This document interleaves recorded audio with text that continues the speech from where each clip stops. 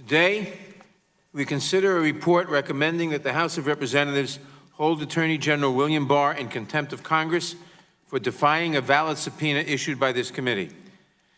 This is not a step we take lightly. It is the culmination of nearly 3 months of requests, discussions, and negotiations with the Department of Justice for the complete unredacted report by Special Counsel Mueller into Russian interference in the 2016 election, along with the underlying evidence. I appreciate the fact that the Department responded to the offer we made to them last week and met with us yesterday in a last-minute effort to reach an accommodation.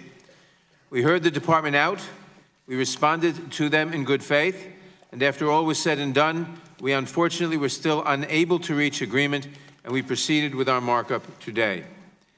As I've said before, we remain ready and willing to consider any reasonable offer made by the Department even after today's vote. But if a letter I received late last night from the Department is any indication, I am concerned that the Department is heading in the wrong direction. In response to our latest good faith offer, the Department abruptly announced that if we move forward today, it would ask President Trump to invoke what it refers to as a protective assertion of executive privilege on all of the materials subject to our subpoena. Just minutes ago, it took that dramatic step. Besides misapplying the doctrine of executive privilege, since the White House waived these privileges long ago, and the Department seemed open to sharing these materials with us just yesterday, this decision represents a clear escalation in the Trump administration's blanket defiance of Congress' constitutionally mandated duties. I hope that the Department will think better of this last-minute outburst and return to negotiations. As a co-equal branch of government, we must have access to the materials that we need to fulfill our constitutional responsibilities in a manner consistent with past precedent. This is information we are legally entitled to receive, and we are constitutionally obligated to review. And I would remind the members that the Mueller report is no ordinary run-of-the-mill document. It details significant misconduct involving the president, including his campaign's willingness and eagerness to accept help from a hostile foreign government, numerous misstatements, if not outright lies, concerning those acts, and 11 separate incidents of obstructive behavior by the president that more than 700 former prosecutors have told us warrant criminal indictment. If Congress is not entitled to the full unredacted Mueller report, one must wonder what document we would be entitled to. Our exhaustive negotiations with the Department of Justice have unfortunately left us back where we began, with unprecedented obstruction by an administration that has now announced its intention to block all attempts at congressional oversight of the executive branch. It is our constitutional duty to respond. Let me be clear. The information we are requesting is entirely within our legal rights to receive and is no different from what has been provided to Congress on numerous occasions going back nearly a century. But we do not need to go back that far to find the precedent. As recently as the last Congress, under Republican control, the Department produced more than 880,000 pages of sensitive investigative materials pertaining to its investigation of Hillary Clinton, as well as voluminous other material relating to the Russia investigation and other ongoing investigations.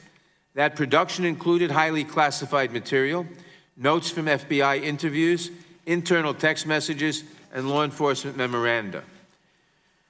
With respect to grand jury information, in past cases involving allegations of presidential misconduct or misconduct by other high-ranking public officials, the Department of Justice, as a matter of course, has sought the permission of a court to release relevant information to Congress, if not to the public. Notably, this includes several cases that were not impeachment inquiries, including the investigation into former Agriculture Secretary Mike Espy and the Iran-Contra investigations, as well as other investigations that were not governed by the independent counsel law.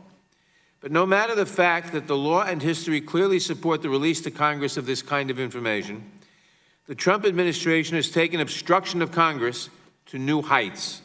Unfortunately, the Attorney General has been all too willing to support the President in this endeavor. I would also like to respond to two of the concerns often raised by my good friend, the ranking member. He asks, how can the committee hold the Attorney General in contempt for merely complying with the laws on the books? And how can we hold him in contempt when I have refused an offer to allow me to see certain redacted portions of the report? The answers are simple. First, we issued a valid subpoena for the full report and all of the underlying evidence. The department has come nowhere close to satisfying its obligations under that subpoena. The department has never cited a legal basis for withholding the underlying evidence, including last night's threat to invoke executive privilege, which was utterly without credibility, merit, or legal or factual basis, as is, of course, the assertion of, or the statement that they will assert executive privilege by the White House this morning. To the extent that we have asked for access to grand jury information, which is protected by federal law, all we have ever asked is that the department join us in petitioning the court to determine if it is proper for us to have access to this material. The department, as I said, has done this on many occasions in the past. We asked for a commitment to join us in that effort again last night, as it has done in many previous cases, and the department refused. Second, with respect to the offer to lift some of the redactions for me and a handful of my colleagues, the department has placed unacceptable limitations on access to that information. Their offer would block the members of this committee from reading those sections of the report for themselves. It would require me to leave my notes behind at the Department of Justice. It would prevent me from speaking with my colleagues, with other members of the committee, about what I might see. What good is it? Of what use can this committee make of information that I have but can't discuss with any other member of the committee? I have consistently stated that if we are to do our jobs as members of the House Judiciary Committee, all of the members require meaningful access to the report and the underlying documents. We need to be able to confer with each other about what we have seen. We need to be able to take official action on what we have seen, if warranted. And if necessary, we need to be able to inform a court of law of what we have learned, even if perhaps under seal. If we can find an accommodation that satisfies those basic principles, I would be happy to continue negotiating with the Department of Justice. But now, by invoking executive privilege on all of the material subject to our subpoena, that process has come to a screeching halt. The administration has announced, loud and clear, that it does not recognize Congress as a co-equal branch of government with independent constitutional oversight authority, and it will continue to wage its campaign of obstruction. When the administration says it will oppose all subpoenas, presumably regardless of its merits, it is saying that it does not recognize Congress having a constitutional oversight authority over the executive branch. And to those who consider the matter case closed, in the words of some of our leaders, and who urge us to simply move on, I would say that to do so is to announce loud and clear that such a course of action has the effect of aiding and abetting in the administration's campaign of total, blanket, and unprecedented obstruction. The Trump administration and its enablers may brazenly try to cover up the misdeeds uncovered by the special counsel. But in this committee, we will represent the American people and ensure the truth is known. I urge my colleagues to think about how the department's latest position and their insistence on ignoring our subpoena affects our committee over time. Our fight is not just about the Mueller report, although we must have access to the Mueller report. Our fight is about defending the rights of Congress as an independent branch to hold the president, any president, accountable. Every day we learn of new efforts by this administration to stonewall Congress, and through Congress to stonewall the American people. The Ways and Means Committee has been denied the president's tax returns when the law states clearly that they are entitled to them upon request. The chairman of the Oversight and Reform Committee has been sued in his personal capacity to prevent him from acquiring certain financial records from the Trump Organization. The president has stated that his administration will oppose all subpoenas, and in fact, virtually all document requests are going unsatisfied. Witnesses are refusing to show up at hearings. This is unprecedented. If allowed to go unchecked, this obstruction means the end of congressional oversight. As a co-equal branch of government, we should not and cannot allow this to continue, or we will not be a co-equal branch of government.